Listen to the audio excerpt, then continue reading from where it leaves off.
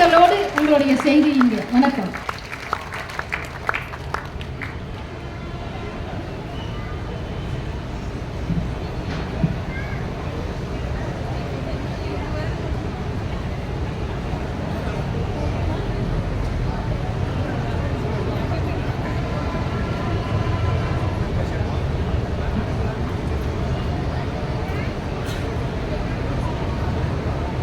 விசையுறும் பந்தினை போல், விசை உறும் பந்தினை போல் உள்ளம் வேண்டியபடி செல்லும் உடல் கேட்டேன்,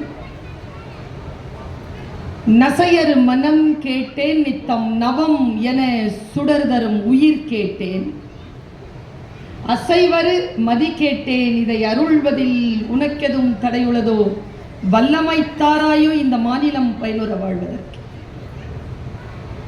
தெளிவுறவே அறிந்திடுதல், தெளிவுறவே அறிந்திடுதல், தெளிவு தர மொழிந்திடுதல், சிந்திப்பார்க்கே களிவளர உள்ளத்தில் ஆனந்த கனவு பல காட்டல், கண்ணீர் துளி வர உள் உருக்குதல், இவையாவும் நீ அருளும் தொழில்களென்றோ எனும் மகாகவி சுப்பிரமணிய பாரதியின் சரஸ்வதி வணக்கத்தை முன்வைத்து கண்ணியத்திற்கும் போற்றுதலுக்கும் உரிய 3ஆம் ஆண்டு மாபெரும் புத்தக திருவிழாவை 2025வது ஆண்டு முன்னெடுத்திருக்கக்கூடிய வேலூர் மாவட்டத்தில் மாண்புமை தமிழ்நாடு முதலமைச்சர் திரு மு.க. ஸ்டாலின் அவர்களின் ஆணைக்கு இணங்க மாவட்ட நிர்வாகம் மற்றும் பொது நூலகத்துறை இணைந்து நடத்தக்கூடிய இந்த புத்தக திருவிழாவின் நிறைவு விழாவான இன்றைக்கு தலைமை ஏற்றிருக்கக்கூடிய பெருந்தகை வேலூர் மாவட்ட ஆட்சித் தலைவர் திருமதி வே. இரா. சுப்புலட்சுமி அவர்களே,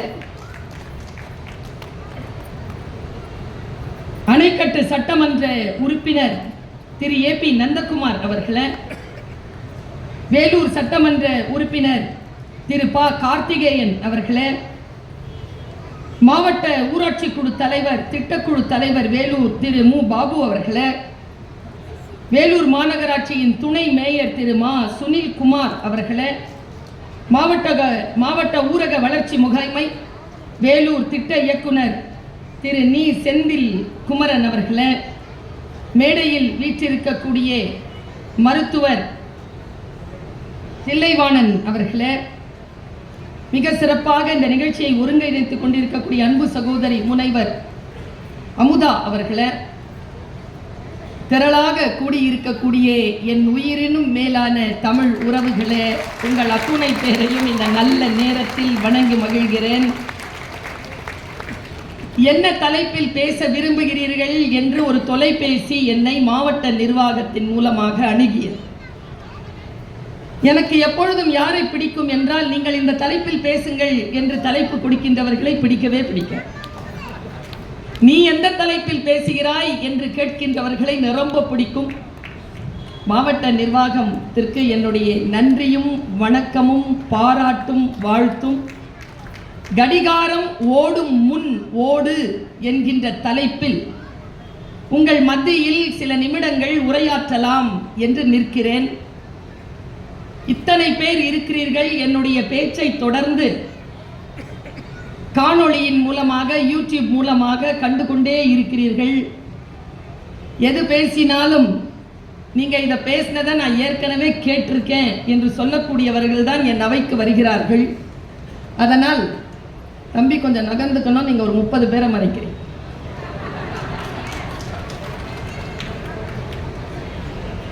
ஏதோ சில சிந்தனைகளை உங்கள் மத்தியில் திரும்ப திரும்ப விதைத்து விட மாட்டேனா என்கின்ற பேரவாவோடுதான் சில விதைகளை நான் வீசுகிறேன். விதைகளை எனக்கு நிரம்ப பிடிக்கும். அதற்கு காரணம் உண்டு. ஒரு விதையை நீங்கள் மண்ணிற்குள் போட்டால் மண்ணிற்குள் அது படுகின்ற பாட்டை நாம் யாரும் அறிவதே இல்லை. அது மண்ணிற்குள் போய் அழுக்கடைந்து தன்னை தானே மிகப்பெரிய ரசவாதத்திற்கு உட்படுத்தி வெடித்து சிதறுகிறது. வெடித்து சிதறுகின்ற அதிலிருந்து கிளம்புகின்ற அந்த துளிர் இந்த புவியீர்ப்பின் சக்திக்கு எதிராக ஒரு முளையை கொண்டு வந்து நிமிர்ந்து நிற்கிறது. எப்பொழுதும் விதைக்கு அந்த வீரியம் உண்டு. சொற்கள் எல்லாம் விதைகள் போலத்தான். நான் இப்படி யோசித்து பார்த்திருக்கிறேன். விதைகள் விதைத்தவன் தூங்குகிறான், விதைகள் ஒருபோதும் தூங்குவதே இல்லை என்பதனை நான் யோசித்து பார்க்கிறேன். மிகச்சிறந்த பேச்சாளர்கள் இந்த அவைக்கு வந்து பேசியிருக்கிறார்கள். நான் யோசித்து பார்க்கிறேன், யார் சிறந்த பேச்சாளர்? பேசிவிட்டு போகின்றவர்கள் எல்லாம் சிறந்த பேச்சாளர்கள் என்பது என் அனுபவத்தில் நான் ஒப்புக்கொள்வதில்லை. பேசிவிட்டு போனதற்கு பிறகும் யார் ஒருவர் பேசிக்கொண்டே இருக்கிறார்களோ அவர்கள்தான் சிறந்த பேச்சாளர் என்பது என் புரிதல். ஒரு சொல்லை விதைத்து விட்டால் அந்த சொல் உள்ளுக்குள் போய் ஒரு விதை போல துடித்து வெடித்து ஒரு துளிரை எதிர்ப்பு நிலையில் அப்படி கிளப்பணும். நான் யோசிச்சு பார்க்கிறேன், உங்களிடத்தில் எதை சொல்லிவிட முடியும்? காலம்தான் நான் இன்றைக்கு எடுத்துக் கொண்டிருக்கக்கூடிய பொருண்மை. இந்த காலத்தை எப்படி கணிப்பது? காலத்தை பற்றி உங்களிடத்தில் எதை சொல்வது? இங்கே எல்லா வயதினரும் வந்திருக்கிறீர்கள். இந்த வயது பற்றி பேசும் பொழுது, காலம் பற்றி பேசுகின்ற பொழுது, ஒரு 10 ஆண்டுகளுக்கு முன்னால் நான் பேசிய எந்த வார்த்தையும் இந்த காலத்திற்கு பொருந்துவதே இல்லை. சைலண்ட் அப்படின்னு ஒரு ஜெனரேஷன் இருந்தது. சைலண்ட்னா உங்களுக்கு பேரு. அவங்க வந்து எப்போ பிறந்தாங்கன்னா 1964க்கு முன்னால பிறந்தவங்க எல்லாம் சைலண்ட் ஜெனரேஷன். 1964க்கு பிறகு பிறந்தவங்க எல்லாம் பூமர்ஸ். சரியா? பேபி பூமர்ஸ்னு பேர் அவங்களுக்கு வரும். பூமர்ஸ்ங்கிறாங்க இவங்க எல்லாம். Baby boomers original name. 1980க்கு பிறகு பிறந்தவர்கள் அப்படின்னு பார்த்தா அவங்க எல்லாருமே வந்து ஜெனரேஷன் எக்ஸ். அதுக்கு அப்புறமா பிறந்தவங்க மில்லியனியன்ஸ். அதுக்கு அப்புறமா பிறந்ததுதான் ஜெனரேஷன் ஜி, ஜெனரேஷன் ஜெட். இன்னைக்கு இளைஞர்களா இருக்கிறாங்க. இவங்க எல்லாம் ரொம்ப துடிச்சுக்கிட்டு இருந்தாங்களா? 2010ல ஒரு குரூப் பிறந்திருக்கு. அதுக்கு பேர் ஜெனரேஷன் ஆல்பா. 2010ல பிறந்துருச்சு. இப்ப 15 வயசுல சுத்திட்டு இருக்கு. 2010ல பிறந்து 2025 வரைக்கும் சுத்திட்டு இருக்கிறவங்களை ஜெயிக்கிறதுக்கு 2025 ஜனவரி மாசம் ஒரு 3 மாசத்துக்கு முன்னால பிறந்துருச்சு ஒரு குரூப். அதுக்கு பேர் ஜெனரேஷன் பீட்டா. இது என்ன பிரச்சனை தெரியுமா? ஒண்ணு ஜெயிச்சுக்கிட்டே போகுது. நாம் படிச்ச காலத்துல 3rd இயர் ஸ்டூடெண்ட்ஸ் கிட்ட பேசுறதுக்கு 1st இயர் ஸ்டூடெண்ட்ஸ் தவம் நிப்போம். ஒண்ணு திரும்பி கூட பார்க்காது, ஓடிப்போ அப்படிம்பாங்க. இன்னைக்கு நான் காலேஜ்ல ப்ரொஃபஸரா இருக்கிறேன். 3rd இயர்லாம் 1st இயரை பார்த்துட்டு நிக்குது, என் கூட பேசன்னு. அது சொல்லுது, போய்கிட்டே இரு ஆண்டி அப்படிங்குது. காலம் மாறிவிட்டது. ஒரு காலகட்டத்தை நிலைத்து ஜெயிக்க வேண்டும் என்றால் அந்த காலகட்டத்திற்கு ஏற்ற தலைமுறைக்கு ஏற்ற சிந்தனையுடனும் வேகமான மொழி திறனுடனும் ஆக்கமான கருத்துக்களுடனும் இல்லை என்றால் ஒரு தலைமுறையை நாம் தவற விட்டு விடுவோம் என்பதற்காக சொல்லுகிறேன். என் உயிர் தமிழ் உறவுகளே, கடிகாரம் ஓடும் முன் ஓடுங்கள். அப்பொழுதுதான் வாழ்க்கையில் சில எல்லைகளை நம்மால் தொட்டுவிட முடியும். இதை நான் எப்படி சொல்வது? நான் சில இப்படிப்பட்ட பெரும் கூட்டங்களுக்கு, நீங்க எத்தனையோ பேச்சாளர்கள் இருக்கிறார்கள், என்னை விட சிறப்பானவர்கள், என்னை விட மேலானவர்கள் இருக்கிறார்கள். ஆனால் நான் ஒன்று சொல்லுகிறேன், ஒரு பேச்சிற்கான ஒரு தன்மையாக ஒரு இண்டிவிஜுவலா நான் நினைக்கிறது, இதோ பறந்துபட்டு நிற்கிறீர்களே, இந்த கூட்டத்திற்காக நான் பேசவே இல்லை. என் இறையை சாட்சியாக வைத்து சொல்லுகிறேன், நான் தனி மனிதருக்காக பேசுகிறேன். இங்கே இருக்கக்கூடிய தனி மனிதரோடு என்னுடைய கனெக்ஷன் இருக்கு. தனி மனிதருக்காகத்தான் என் பேச்சு.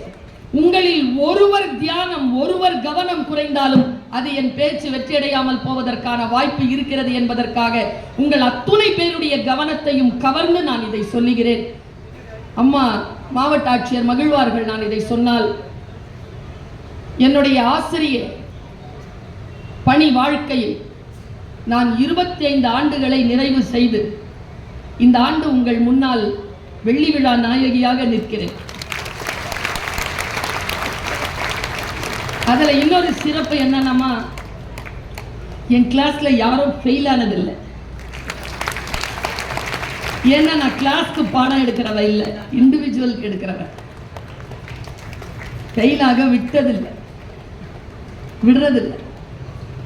நான் ஒரு முக்கியமான ஒரு கருத்தை இப்படி பெரும் கூட்டத்தில் பேசுகின்ற பொழுது எனக்கு தெரிந்து தமிழ்நாட்டில் இந்த வருடம் கூடிய புத்தக திருவிழாவின் கூட்டங்களில் மிக பெரிய அளவில் கூடிய கூட்டங்களில் இந்த கூட்டமும் ஒன்று. மிக சிறப்பான கூட்டத்தை நீங்கள் சேகரித்திருக்கிறீர்கள். இது தானாக வந்து சேர்ந்த மக்கள், கொண்டு வந்தவர்கள் இல்லை, வந்து சேர்ந்தவர்கள். நான் நுட்பமாக சொல்லுகிறேன். கடிகாரம் எழுமுன் ஓடு, அது ஓடும் முன் ஓடு என்று ஏன் இந்த தலைப்பை எடுத்து? ஒரு ஜென் கவிதை இருக்கிறது, அது சொல்லுகின்ற அந்த சாரத்தை மட்டும் நான் சொல்லுகிறேன்.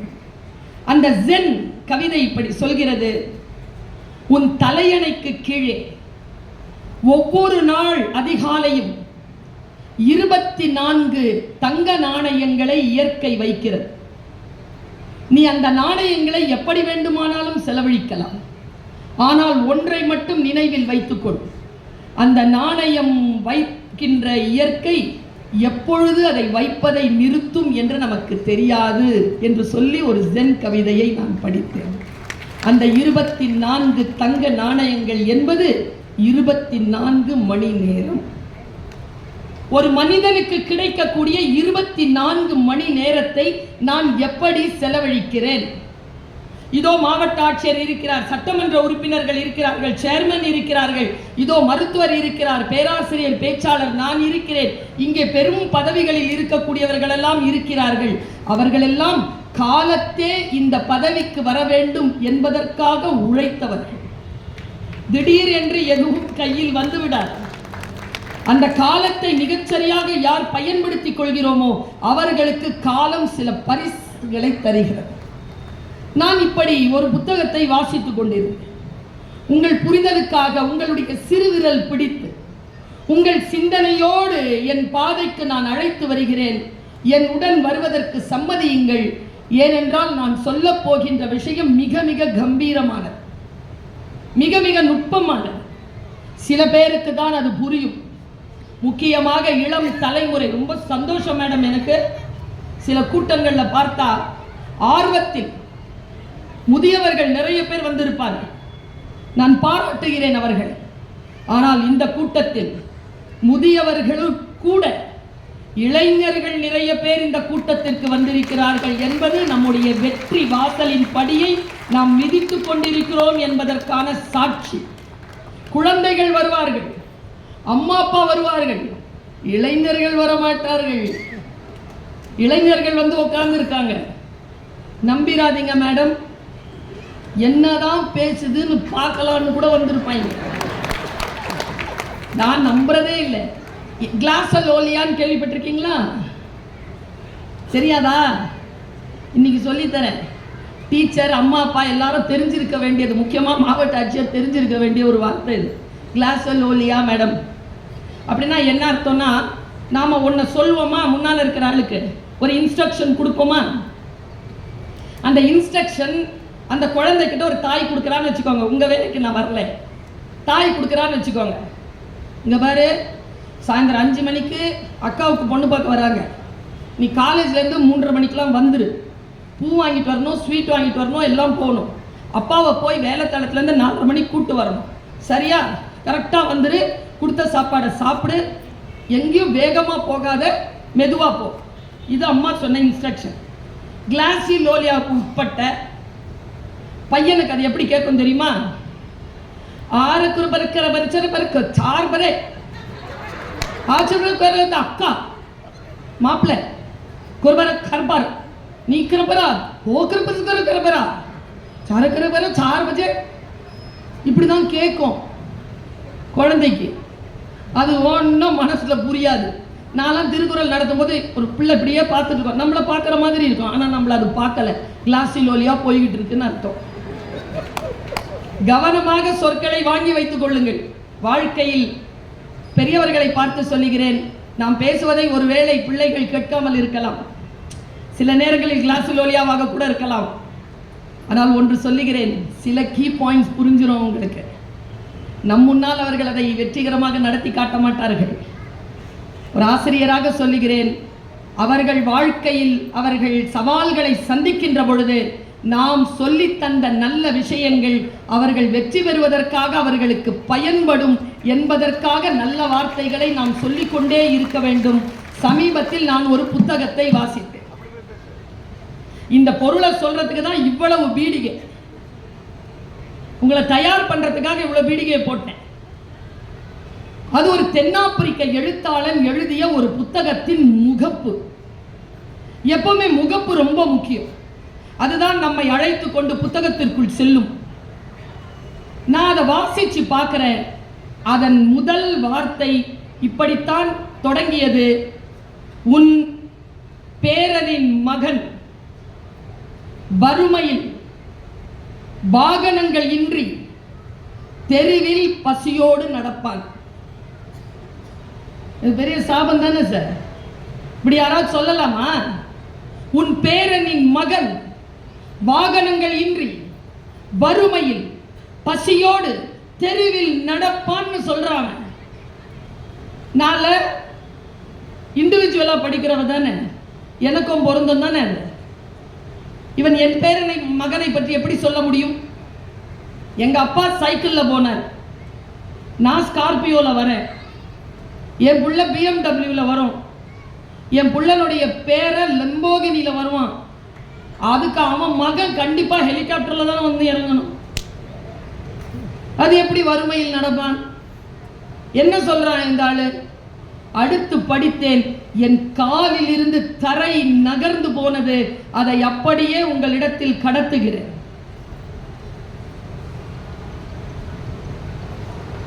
சிரமமான சூழல், பேரனின் மகன் நடப்பான்னு தொடங்குது. சிரமமான சூழல் ஃபர்ஸ்ட் ஸ்டெப். சிரமமான சூழல் வலிமையான மனிதனை உருவாக்கும். வலிமையான மனிதன் வசதியான சூழலை உருவாக்குவான். வசதியான சூழல் வலுவற்ற மனிதனை உருவாக்கும். வலுவற்ற மனிதன் சிரமமான சூழலை உருவாக்குவான். சிரமமான சூழ்நிலையில் உன் பேரனின் மகன் வறுமையில் நடப்பான். எவ்வளவு பெரிய பாடம்!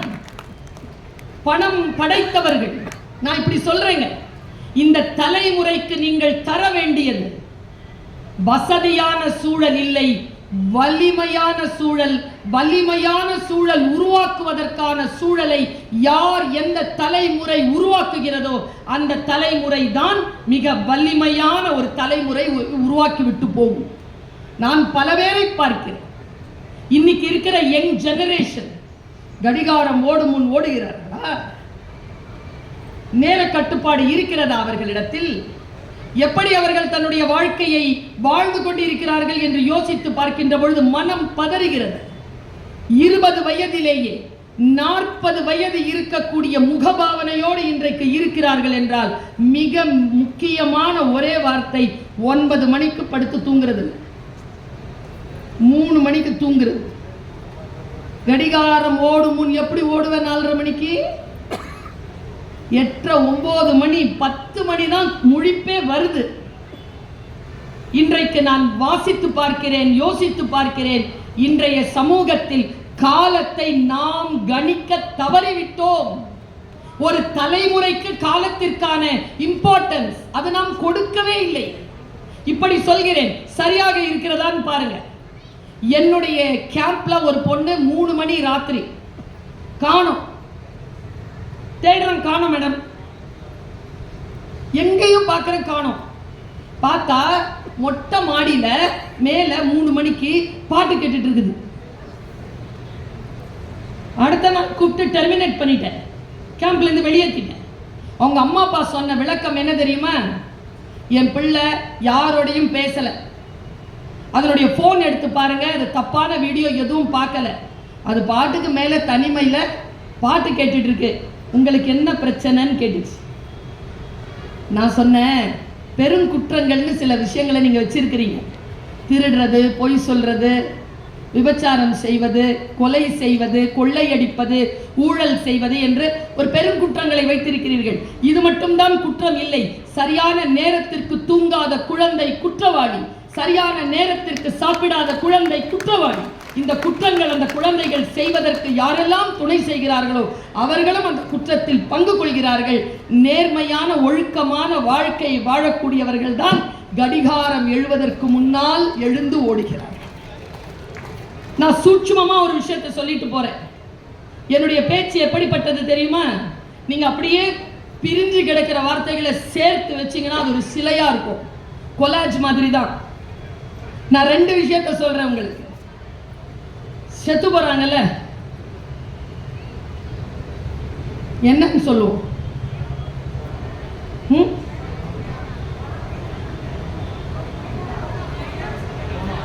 மண்டையை போட்டார்ந்து ஒன்று, டிக்கெட் வாங்கினார். ஒருத்தன் போஸ்டர் எழுதி விட்டிருக்கான், என் தாத்தா 96 வயதில் அகால மரணம் அடைந்தார். 96 வயசு வரைக்கும் வாழ்ந்திருக்காரு, எப்படிடா அகால மரணம்னா? போற நேரத்தில் போகாமல் லேட்டா போனாலும் அகாலம் தானே அப்படிங்கிறான். நான் பல மொழிகள் தெரியும், எனக்கு ஒரு 4 மொழிகள், தமிழ் மொழி தவிர 4 மொழிகள் தெரியும். அந்த 4 மொழிகளிலும் இல்லாத ஒரு ஞானத்தை தமிழ் சொல்கிறது. சிவபதவி அடைந்தார், அத ஓகே. மரணம் அடைந்தார், ஓகே. சூப்பர் வார்த்தை என்ன தெரியுமா? ஆங்கிலம் சொல்கிறது passed away, he passed away. வேற சொல்லவே இல்லை இங்கிலீஷ், தமிழ் சொல்லுது இயற்கை எய்தினார். சூப்பர் வார்த்தை இல்ல? இயற்கை எய்தினார், he attained nature. வாவ்! யாரால சொல்ல முடியும் இந்த வார்த்தையை? நம்ம ஏன் செத்து போனோம் கொண்டாடுறோம் தெரியுமா? இதுக்குதான். கல்யாணத்துக்கு கூட மேளம் கிடையாது, சைலண்டா வச்சு முடிச்சுக்கிறாங்க. சாவ மேளம் அடிச்சு கொண்டாடுறோம் நம்ம ஏன்? இயற்கை. அதை விட டாப் மோஸ்டான விஷயத்தை சொல்றேன். கார்ல் மார்க்ஸ் இருக்காரு, ஜென்னி இருக்கா. எனக்கு ரொம்ப பிடித்தமான அறிவிப்பு, மரண அறிவிப்புகள்ல ரொம்ப பிடித்தமான மரண அறிவிப்பு. கார்ல் மார்க்ஸ் இருக்காங்க, ஜென்னி இறந்துட்டான். ஏங்கல்ஸ் பார்க்குறான், ஜென்னி இறந்ததை வெளியில கார்ல் மார்க்ஸுடைய மகள் கிட்ட அறிவிக்கிறான். என்னன்னு அறிவிச்சான் தெரியுமா? ஜென்னி இறந்துட்டான் தானே சொல்லணும். மரியாவின் கையை பிடித்துக் கொண்டு சொன்னான், கார்ல் மார்க்ஸும் செத்து போனான். What a declaration! கார்ல் மார்க்ஸும் செத்து போனான்னு சொல்லிட்டு சொல்லும் பொழுது அம்மா செத்துட்டான்னு மரியாதை தெரிஞ்சு போச்சு. பாருங்க, சாவு அறிவிப்புல இவங்க எல்லாம் எங்கெங்கேயோ போய் தான் டிக் அடிக்கிறாங்க. தமிழன் சொன்ன மாதிரி இந்த டிக்ளரேஷனை வேற யாரும் சொன்னதில்லை. மரணத்தை தமிழன் தான் சொன்னான். அவர் காலம் ஆனார். he became time. நான் அப்படியே நிக்கிறேன், காலம் ஆனார். குர்ஆன்ல ஒரு வார்த்தை இருக்குங்க, நான் காலமாக இருக்கிறேன், என்னை குறை சொல்லாதீர்கள். குர்ஆன் இந்த பக்கம் வைங்க. மகாபாரதம் இல்ல, பகவத்கீதை. மகாபாரதத்துக்குள்ள வர்ற பகவத்கீதை. மகாபாரதத்தை எழுதினது யார்? வியாசர். எழுதியது யார்? பிள்ளையார். எப்படி எழுதினார்? வேகமாக சொன்னது காலம். காலம் வியாசருக்கு சொல்ல, வியாசர் சொல்ற வேகமா போகுது. எழுத்தாணி இல்ல, தன்னுடைய தந்தத்தை உடைச்சு எழுதினார். நீங்க யானையினுடைய விநாயகனுடைய சிலையை பார்த்தீங்கன்னா ஒரு தந்தம் உடைஞ்சிருக்கும். உடைஞ்சிருக்கிற தந்தம் மகாபாரதம் எழுதுறதுக்கு பெண்ணா பயன்பட்டது. காலம் அவ்வளவு ஃபாஸ்ட், ரொம்ப வேகமா ஓடும் காலம். எங்க இன்னைக்கு தேதி என்ன? 30/3/2025. இப்ப நேரம் மணி 7:58. நீங்க எல்லாம் உட்கார்ந்தது எப்போ? 5 மணி. இதே தேதி 30/3/2025 5 மணி வந்து உட்காந்துருங்க பார்ப்போம். Gone is gone. இன்னைக்கு சொல்றேன், வீட்டில் போய் எழுதி வச்சுக்கோங்க. நீங்கள் எந்த ஆற்றிலே கால் வைத்தாலும் அந்த ஆற்றின் தண்ணீரை உங்கள் கால்கள் மறுபடியும் சந்திக்க போவதே இல்லை. You cannot step the river twice. அவ்வளவுதான். ஒரு வேளை தொட்டுட்டீங்கன்னா முடிஞ்சுது. இதோ இந்த வினாடி கடந்துருச்சு, அவ்வளவுதான். இப்போ புதுசு. இதை எப்படி கொண்டாடுவது? இதை எப்படி வேகப்படுத்துவது? சில பேர், நான் தமிழ் படிச்சவங்க, சில கெட்ட வார்த்தை எனக்கு தெரியும். சூப்பரா ஒரு கெட்ட வார்த்தை சொல்லவா?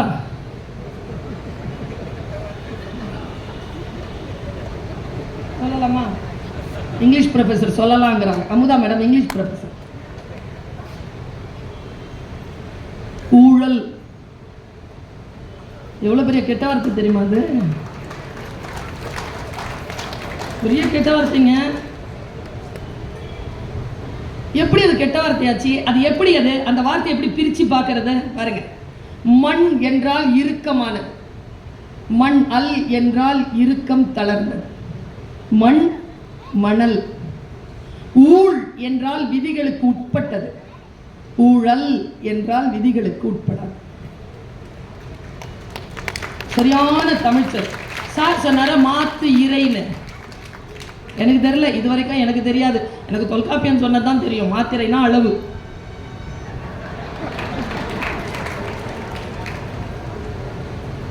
சரியான இன்னொரு கெட்ட வார்த்தை சொல்றப்ப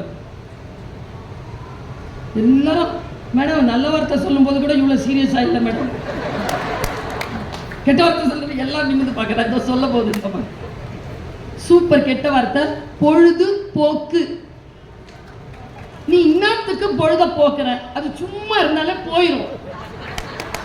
அதுல போக்குறதுக்கு என்ன இருக்குன்னு கேட்கிறேன். இருக்கிறதே இவ்வளோண்டு வாழ்க்கை. வீட்டுல போய் நான் சொன்ன ஒரு கணக்கு பாருங்க, பயந்துடாதீங்க, சத்தியமா பயப்படுவீங்க. இன்னைக்கு நைட் பல பேருக்கு தூக்கம் போகும்.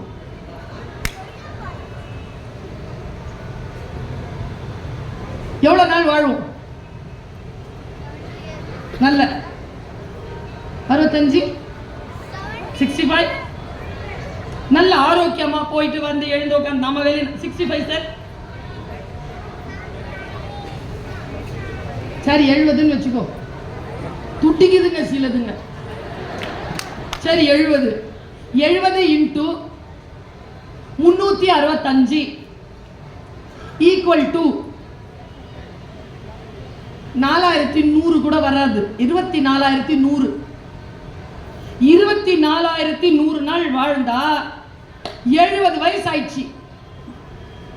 சரி 25,000 வச்சுக்கோ. 25,000 நாள் 70 வயது.